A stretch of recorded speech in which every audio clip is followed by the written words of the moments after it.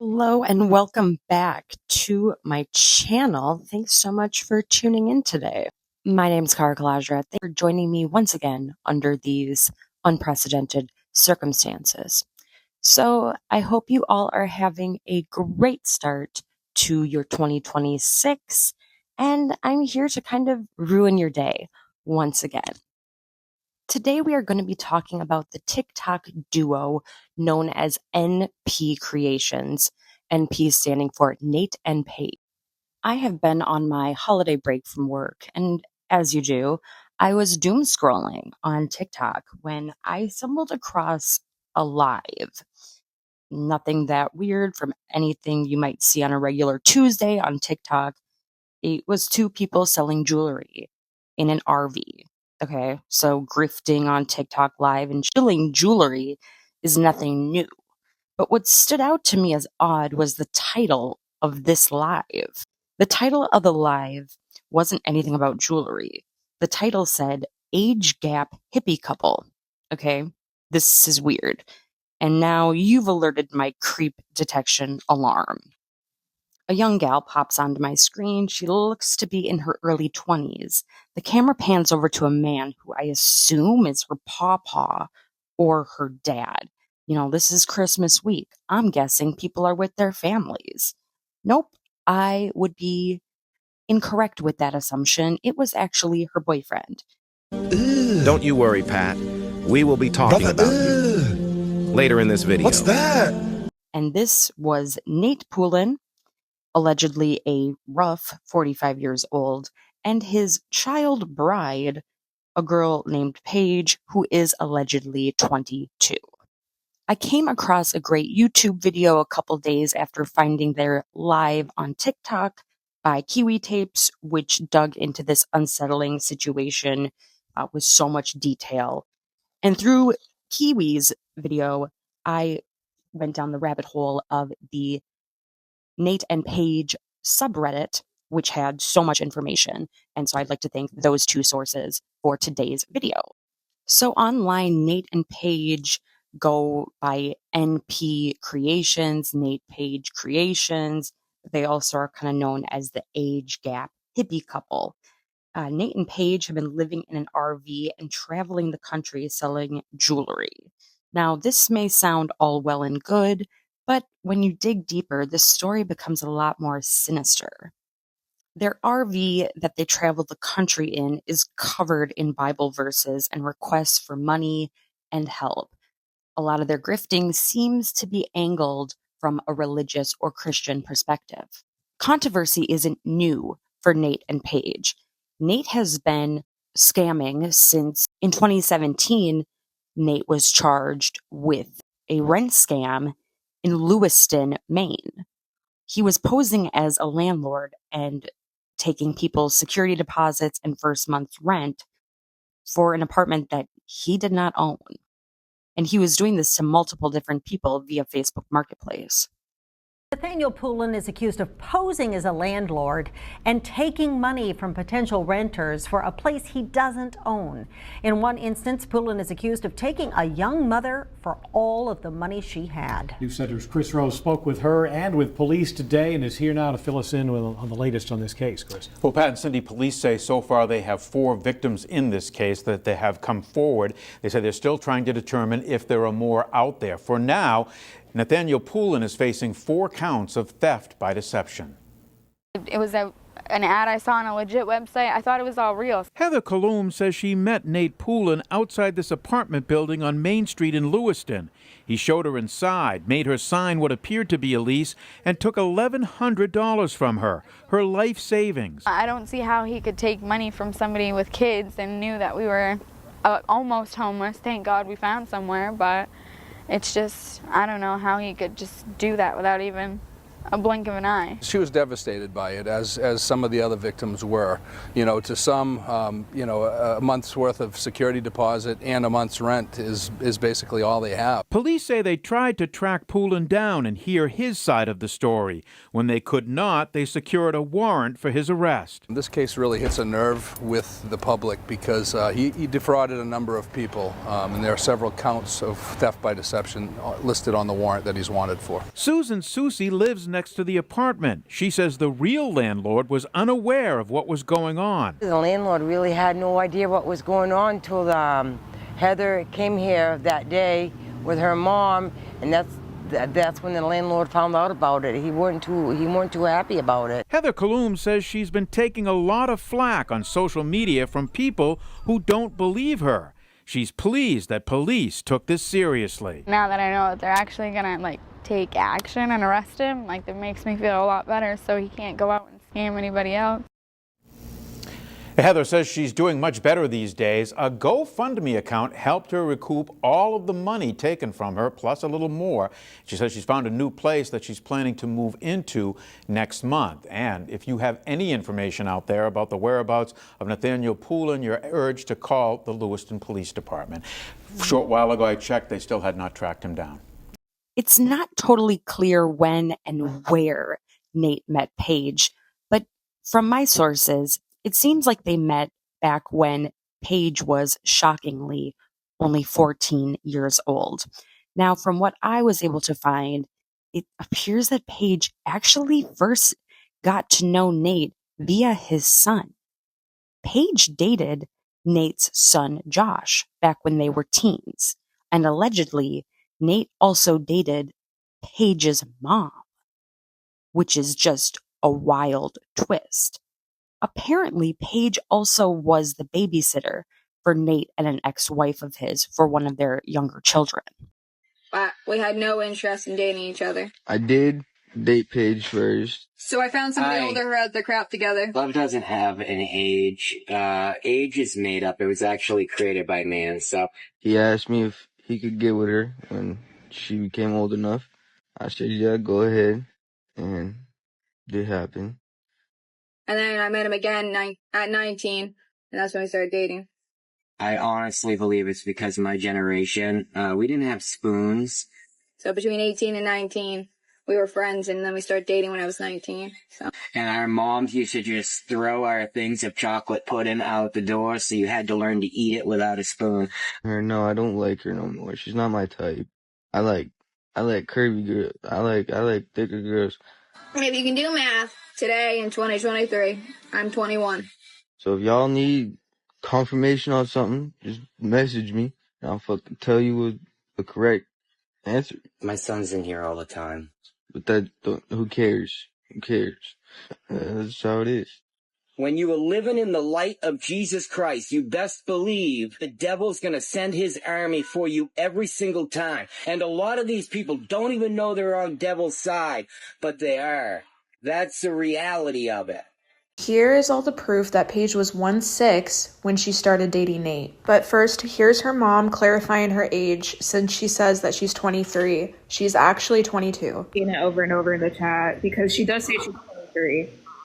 She's 22. She was born April 17th in 03. This is further confirmed by this news article. You can go ahead and look it up. And just to clarify, Nate was born in 1980. You can look up his record. I first got with him and I heard it. I called the police department. I called the state police. There's nothing you can do in Maine. I mean, 16 is age to consent. There's nothing.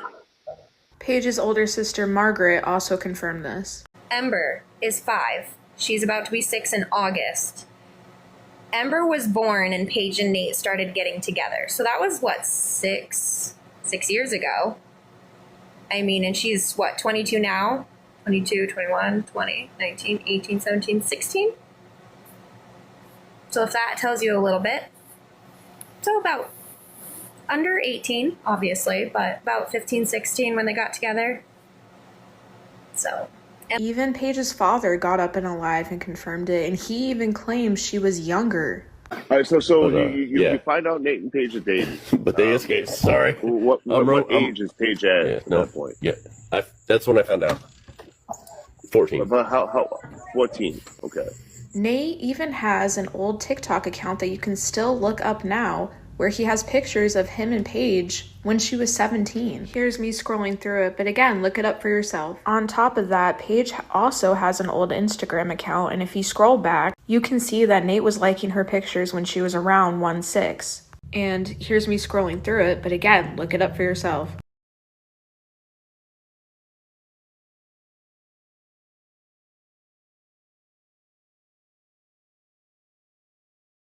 And if that is not enough evidence for you, here's a video that somebody posted on the Reddit where they pieced together that Nate took Paige to a museum on her 18th birthday. Here you can see in 2022, he uploaded pictures of them at this museum under NP Jewelry. Someone matched up these photos with pictures that she had posted on her Facebook. But of course, let me know what you think down below, and that's all the evidence that we have on this.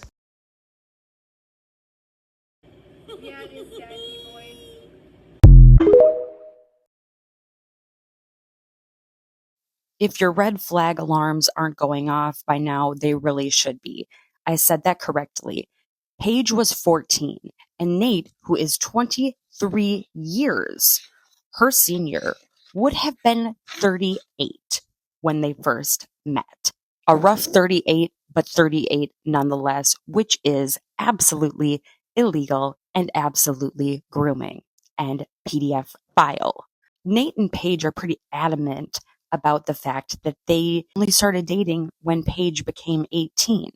Internet sleuths and Redditors do not believe this claim to be true. Is on dating someone underage. What do I think about God's opinion, Angelina? Is that really what you're asking me? What do you think God's opinion is on dating someone underage? I don't know. Do you know God? Have you had conversations with him? I mean, I've prayed to God, but I've never talked physically to God, so I wouldn't know what God's opinion is on really anything. So yeah, I mean, there is that, I suppose.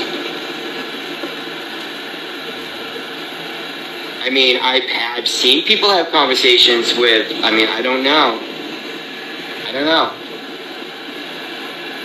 but I'm sure you're going to let us know what you think God's opinion is. Do you think Both Nate and Paige have gone online to defend their relationship, stating that age gaps are something that is very common in the culture these days. Nate attempts to intellectualize and rationalize their extremely large age gap and their predatory meaning by speaking to struggles of interracial couples faced in the 40s and 50s and throughout history before the landmark Supreme Court case of Loving versus Virginia in 1967, which struck down state laws banning interracial marriage as unconstitutional. Subsequently, Nate describes their love story and compares it to the struggles of LGBTQ couples who only until 2015 were not constitutionally protected by law with the fundamental right to marry, ruled in Obergefell versus Hodges. With the current political climate and mounting fears and anxieties facing people of color and the LGBTQ plus community today, this makes Nate's defense of his grooming and predatory behavior, dating someone who is 23 years his junior, even more egregious. Spend so much time bringing each other down in relationships in an attempt to get somebody to stay. It doesn't make sense to me. It's not rational. You know, I feel like if you build the person you're with up more and more and more every day, they're not going to want to go anywhere because they're going to appreciate their time with you and the fact that you want them to be happy and the fact that you show them kindness. So no, I don't have any jealousy issues. There's no jealousy in the relationship. I don't really get jealous if girls flirt with Nate. I'm not really a jealous person since I met Nate. I got no reason to be jealous. I love him, he loves me. And if you want to hit on him, I don't blame you. The question is, What? is the age difference? Age difference? Us? We have an age difference? I'm 21.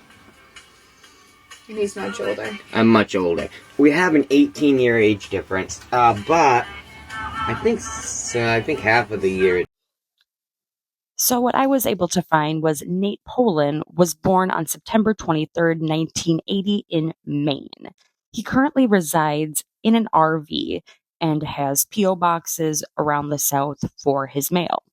Now, Paige, she was born on April 17th, 2003, making her 22 at the time of this video, and they do have a 23-year age gap. But it doesn't stop there. They began dating allegedly when Paige was just 14 and Nate was 37. Images on Nate's TikTok from 2020 picture him with Paige when Paige would have been just 17. Nate's son Josh was adopted when he was a baby and actually didn't grow up with Nate. But when he was a teenager, he was able to reconnect with him, and that is how he met Paige. Josh came to find his biological father and met a teenage Paige, and they were around the same age, 14 or 15 years old.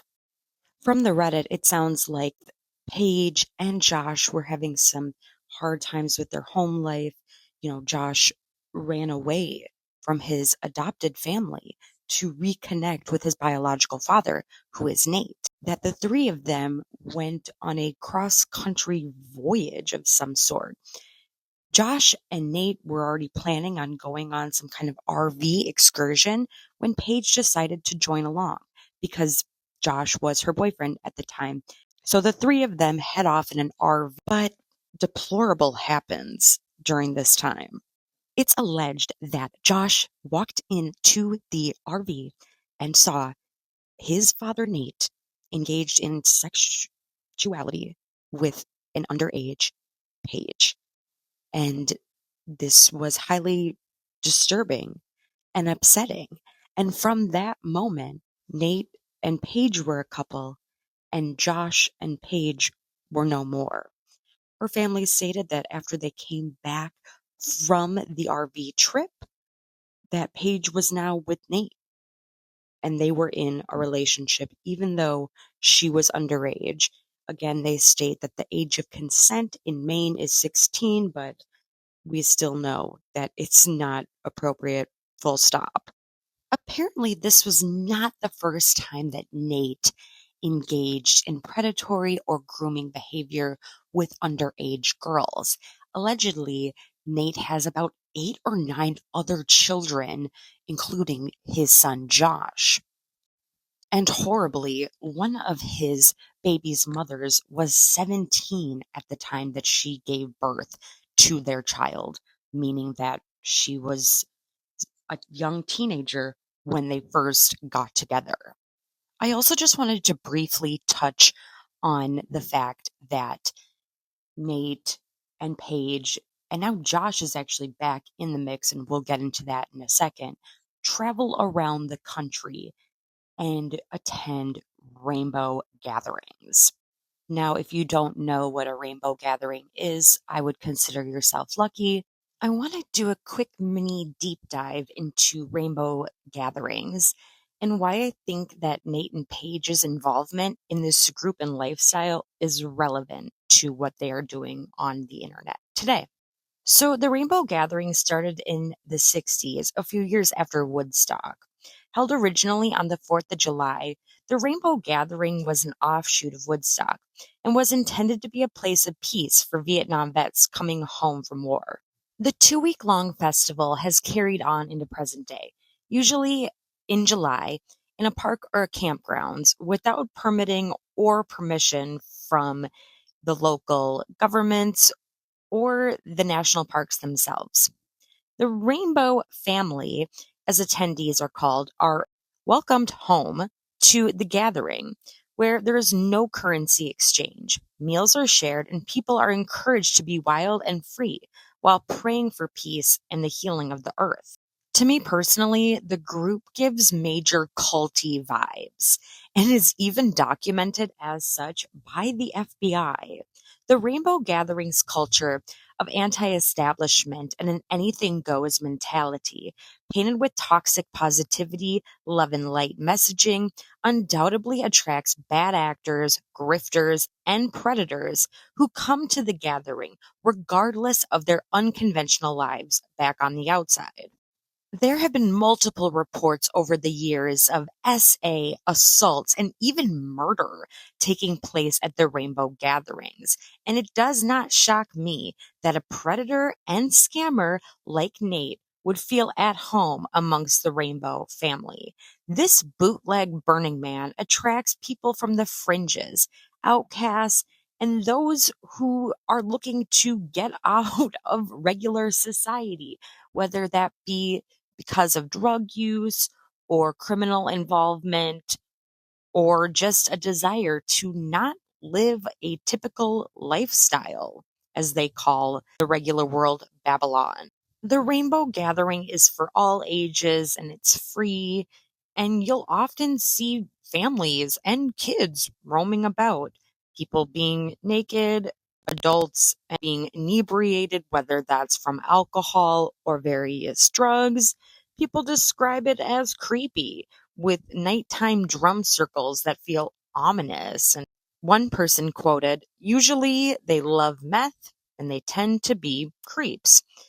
There's typically around 3,000 to 5,000 attendees at any given Rainbow Gathering festival, upwards of 10,000s at some. Since the Rainbow Gathering is such a magnet for those living on the fringes, it's not shocking that those who've committed crimes are welcomed here with open arms, as this is a space free of judgment and a place where people can just live their lives and forget about the worries and strife and stress back in their regular lives. If Burning Man is the Sodom and Gomorrah, the wild, wild west for the elite, wealthy people to go and do drugs and engage in strange, ritualistic, schmexual behaviors, the Rainbow Gathering is the counterpart to that for people who live off the land. I'm trying to be polite here because I don't want the Rainbow Gathering people coming after me because I'm frankly afraid of them. The Rainbow Gatherings take place all across the country in different parks usually. These are events that are all ages. I believe they are typically free, and people go there, camp out, do recreational rugs, and experience free love. It does not shock me in the slightest that people attending a Rainbow Gathering would not care about ages. A big thing at these Rainbow Gatherings from the people I've spoken to in my life who have attended the Rainbow Gatherings, and I no longer speak to these people because they are strange. There is a lot of nudity. People are just really expressing themselves. And the general consensus is that age is really just a number made up by man. So free love doesn't really apply with age of consent and the typical laws that we would have, here in the United States against, predatory behavior on minors. 2005, my boyfriend, who ended up being my husband, took me to the Rainbow Family Gathering. If you don't know what that is, it's like a bootleg Burning Man, but it's been around a lot longer. They hold it in different places, but it's usually like in the Ouachita Mountains somewhere.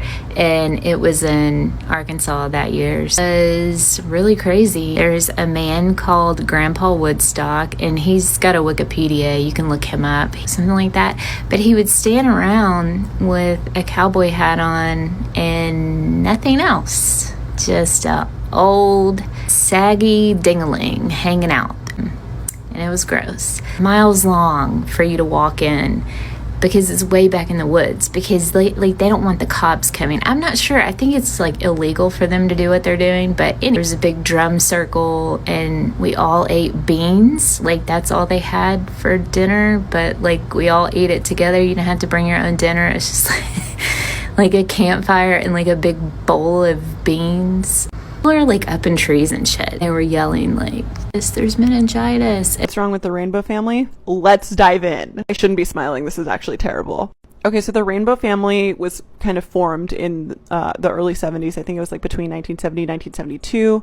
One of the founders was the guy who wrote that book, Where Have All the Flower Children Gone? Their very first event, I think, was in Oregon, and it was called like a Vortex 1 event. But the first formal rainbow gathering, if you've ever heard of rainbow gatherings, took place in 1972 in Strawberry Lake, Colorado.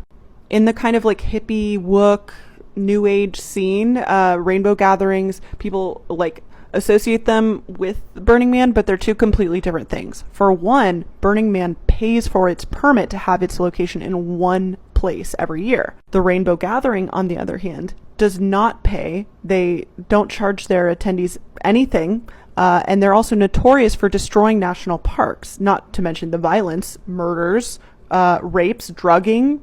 More information on my Instagram, but you can also Google this and look this up for yourself. The Rainbow family is notorious for just being all around terrible. They're very against outsiders.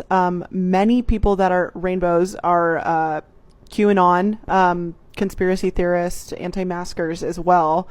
They were terrible before COVID, but they're even worse now. They refer to outsiders as Babylon, which is appropriating Rastafarianism, and they call themselves, or at least their land, is like Rainbow Land. And then their kind of creation myth, which is this false prophecy that like evangelicals made up, which is called the Rainbow Warriors.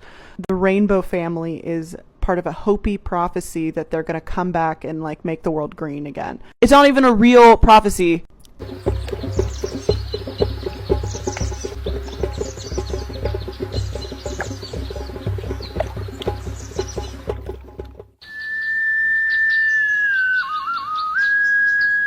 They were trying to gather. Forest Service, even way back then on the first one, said, oh no, bunch of weirdo terrorist types, you know, they hippies, they do pot, you better watch it, you know. Buffalo for this gathering, right where the gathering was supposed to be. Yeah, they were told they couldn't have it there, but that's our prophecy. When the trees are dying and the land is weeping, a tribe of all nations will bring them forth. You're very dirty by the time you're done because it's all the sugar sand. Give the hippies some way to wash their bodies, and we might be a happier group of loving people because you get this close, you go, oh, wait a minute. Hey, I smell you. Oh, wait.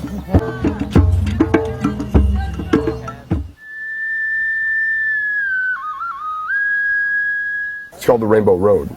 This is the first gathering of 2010. People will move from here to the Egg Cola gathering. There are people who will travel with it the whole way. Some of these kitchens that are set up here will go to all the gatherings this year. That's all they do. I call it a rainbow buffet. All you can eat because there's so much food and it's great. Midnight Madness is awesome in a nutshell. What we do is we get people come and drop off like bits of candy, chocolate, marshmallows, candy bars, whatever you think would be really, really dank. With a wilderness aspect of it, like camping, because you're out in the bush and you have like non-stop food and water and tobacco and whatever. I've been cooking coffee basically non-stop, only like 3-4 hour break in the daytime for 3 weeks, me and my wife. Everything we eat here, man, it all comes from Babylon. There are farms, there are rainbow farms. We didn't get any. And people fly a sign. Doing their spare change missions, doing whatever it takes to do whatever it takes. We hit the food banks. We ask people who come in from town, you know, when they come in on the weekends, to, hey, help out your magic hat, help out the kitchens.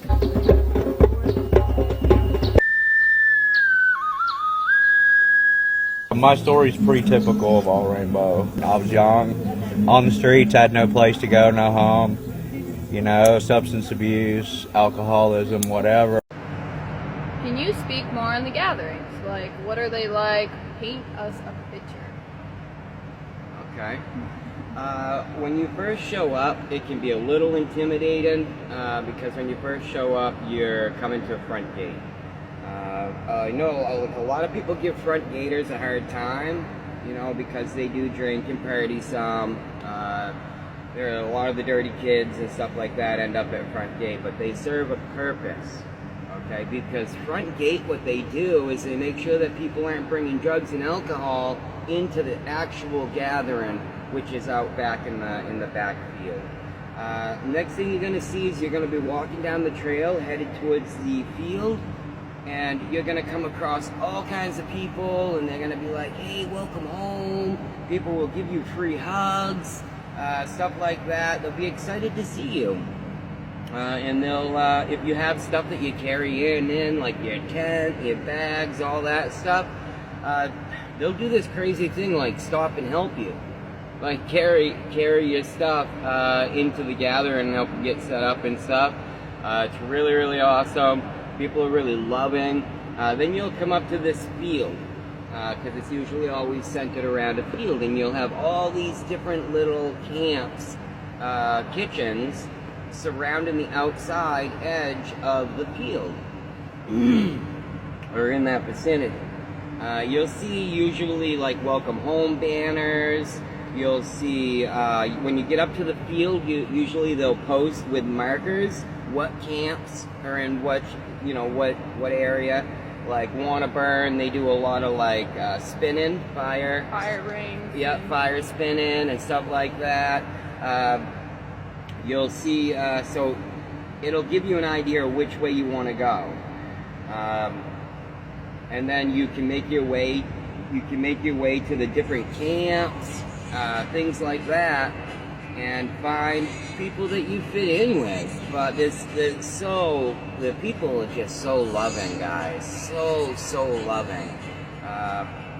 It's home. You know, it's home. Like you'll come across friends that you'll have for a lifetime. If you ask anyone who's been to a Rainbow Family Gathering, like they'll tell you, like they'll try to get you to go and check it out because it's just so peaceful and loving. Now they go for what, a week to 2 weeks sometimes, and you can stay as long as you want. Well, you have seed camp. Seed camp is for a week before. That's where they do all the setup, and they dig all the trenches for the bathrooms. They do all that stuff. And then you got cleanup crew after it's over. A week after. Yep. So we love you guys.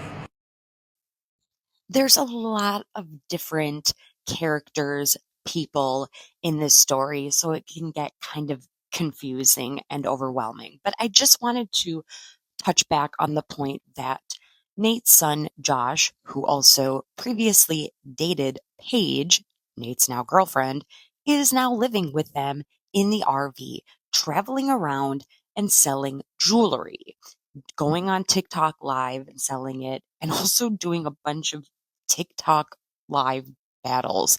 I don't know a ton about those, but I think it's a way for people to make more money. I'm not really sure. I'm not exactly sure why Josh, Nate's son, moved back into the RV.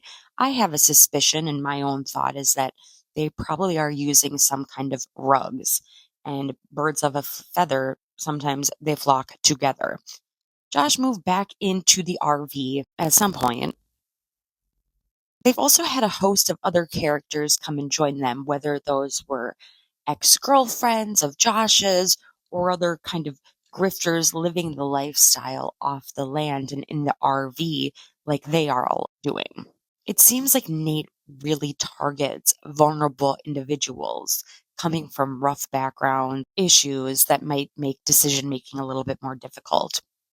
Recently, Josh was dating a young woman named Chloe. And now Chloe is around Paige's age. I believe she is 22. She and her infant son moved into the van while Chloe was escaping domestic violence from her allegedly ex and baby dad. Again, this is all alleged. Chloe has now since escaped, and she is actually back with her baby's father. They've been posting on TikTok She seems happy. Again, I'm not entirely sure of that whole situation, but Chloe and her baby's father have shared that the situation in the RV was very negative, that Nate and Paige were very controlling to Chloe, making her do TikTok battles, making money, and they would keep her in the RV with the child when they would go run errands. The environment was clearly not a safe one for an infant to be in. People were smoking inside the RV, and there was open rug use. This led to CPS getting involved and actually completing a welfare check. Around this time is when Chloe left the RV situation. I'm wishing her well, and I hope her and her baby are finding some healing now that they're out of that situation. Now, as we all know, I have been covering the dad-daughter dream team for the better part of a year, and I can't lie, when I stumbled upon Nate and Paige, the first thing I thought of was the incredible amount of similarities between Nate and Paige and Sarah and Patrick of the dad-daughter dream team.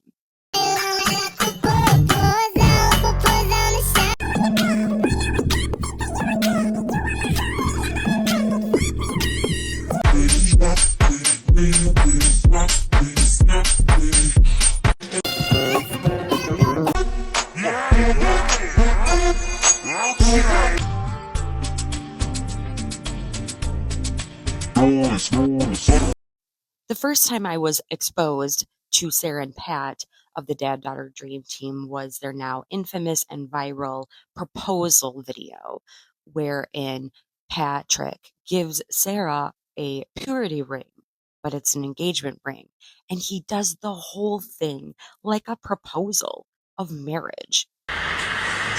Sarah, will you wear this ring as a sign and a promise to God and to me to remain pure until the day you're married?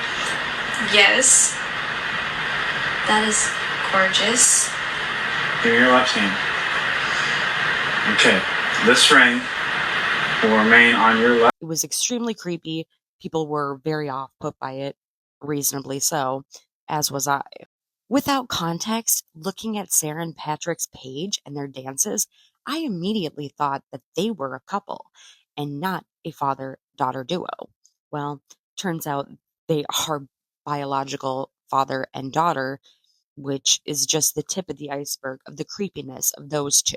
Taking out the father-daughter piece of Sarah and Patrick's grifting on TikTok, there are so many similarities between Paige and Nate and Sarah and Pat. And I'll just give you a couple here to start with. They both like to play off of this age gap thing. Nate and Paige are obviously the age gap hippie couple. Sarah and Pat love to have Sarah put in outfits that make her look a lot younger than she is. Sarah has even been in videos with her father wearing children's clothes when she was a grown adult. Just a little bit suspicious to me. I believe that both accounts are targeting a certain niche, while I think Paige and Nate are going after the age gap people and enthusiasts, and Sarah and Pat are going after a different niche, possibly even more sinister, which is the shamincest niche.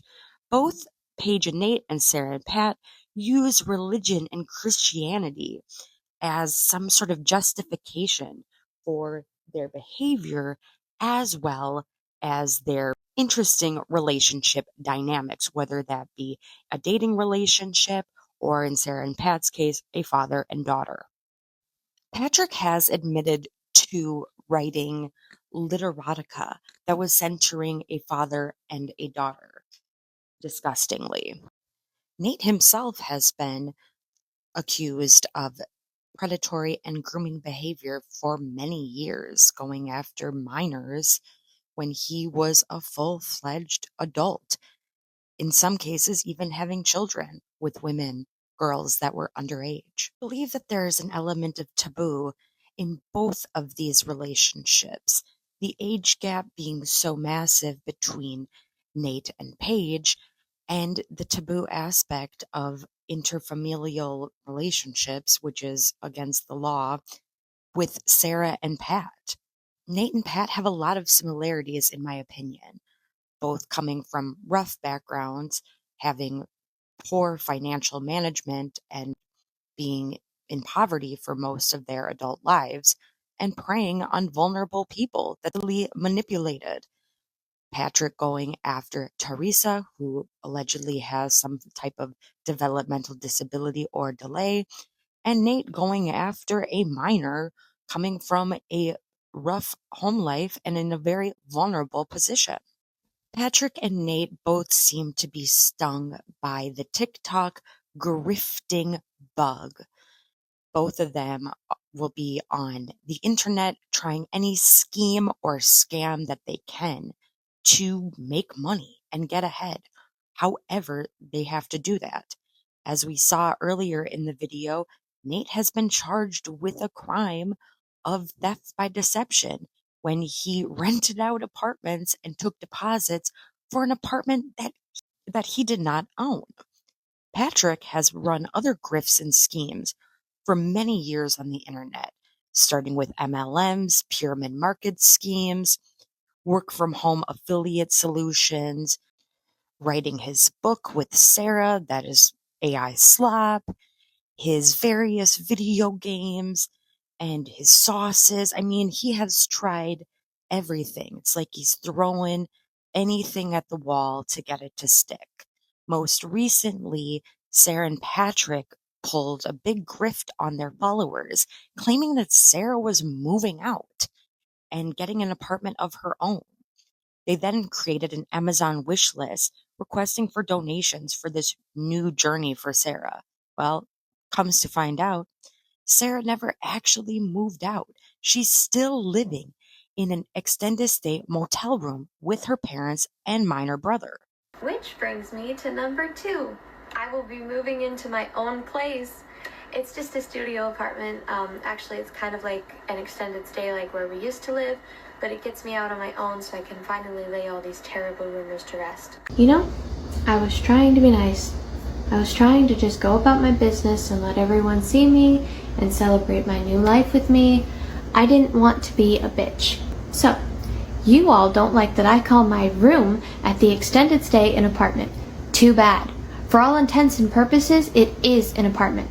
I had the bed removed so I would have more room. My bed is smaller and fits better, which gives me more room to move. Told everyone that you were moving out by yourself and that you had gotten your own apartment, and then you set out this wish list. A lot of people are upset because you didn't technically move out like by yourself. But I am still using everything that I got off the wish blanket when I sleep. I use my other blanket when I'm sitting at the couch watching TV. I still cook my own meals. I eat with my utensils that I got, the coasters, the plants, everything that I got, I'm still using. So, I'm still using it. So I may not have moved out, but I do have my own space and everything that I got is in that space. So to everyone, I never moved out.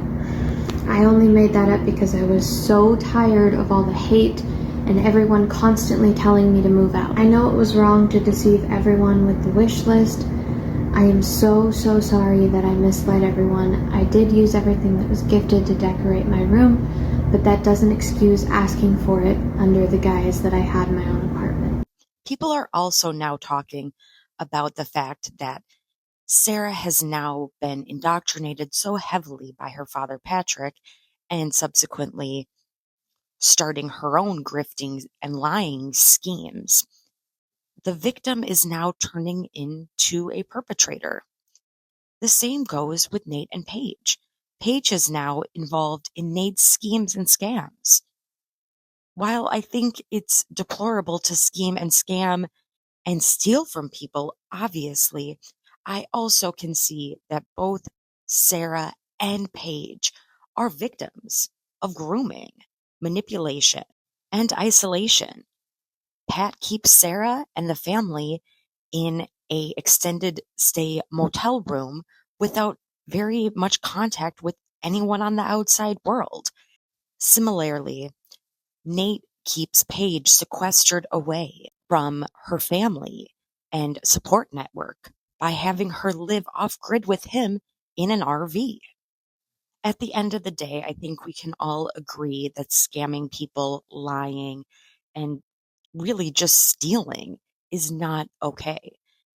But I can also see that these two duos are both coming from a place of extreme poverty and with a lack of resources, knowledge, and a plan to fall back on, especially Sarah and Paige. And they're almost the same age. And they're both being controlled, in my opinion, manipulated by older men who have a strong amount of influence and presence in their life and really are the reason that they have a roof over their head, food to eat, and water to drink. At the end of the day, I really do believe that both Sarah and Paige are victims in all of this. Now, I do also think that at a certain point, the victim can turn into a perpetrator. This has not been shown yet, as Sarah has not admitted to being a victim, but from an outsider's perspective, from a survivor's perspective, we can see it clear as day.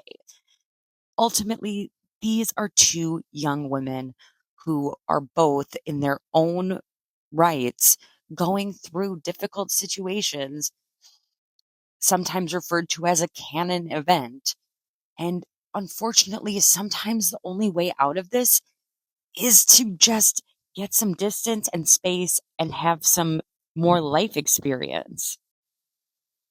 And sometimes that just takes time and it sucks and it's hard to watch and it's hard to see.